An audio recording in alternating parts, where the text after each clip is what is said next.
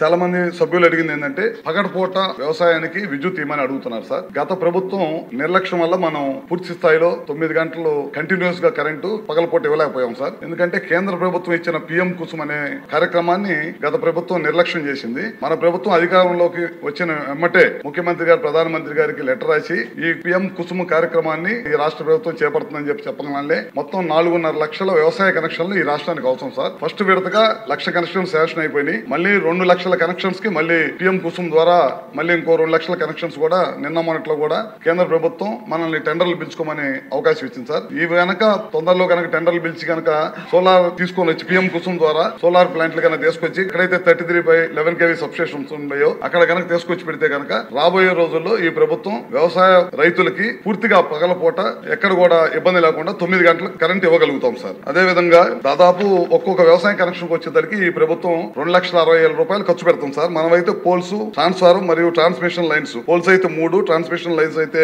180 మీటర్లు, ఇవన్నీ కూడా మనం ఇస్తాం సార్. దాదాపు ఈ ప్రభుత్వం వ్యవసాయ కనెక్షన్స్ కానీ విద్యుత్ కింద 12,400 కోట్ల రూపాయలు పైన ఖర్చు పెడుతుంది సార్. ఇందాక మన బలరాం కృష్ణ గారు అడుగుతూ 350 కనెక్షన్స్ ఉన్నాయని చెప్పారు. అవి కూడా తొందరలోనే పూర్తి చేస్తామని చెప్పి మీ ద్వారా సభ్యులకు తెలియజేస్తా ఉన్నాం సార్. అదే విధంగా 3 సబ్స్టేషన్స్ ఎప్పటి నుంచో పెండింగ్ ఉన్నాయి అంటున్నారు. వాటిని కూడా లోడ్ ఉంటే కనుక ఆ ప్రాంతంలో లోడ్ ఉండి అవసరం, సబ్స్టేషన్ అవసరం అనుకుంటే కనుక ఖచ్చితంగా ఇమీడియట్ గా దాన్ని కూడా చేస్తాం. ఈ ప్రభుత్వం అధికారంలోకి వచ్చిన తర్వాత 3 డిస్కమ్స్ పరిధిలో దాదాపు ఇప్పటికే 70 సబ్స్టేషన్స్ టెండర్లు పిలిచే ప్రక్రియలో కొనసాగుతుంది. తొందరలోనే టెండర్లు పిలిచి ఎక్కడైతే లోడ్ ఉందో వాటిని అధిగమించడం కోసం మనం ఈ కార్యక్రమం కూడా చేపడతా ఉన్నాం సార్.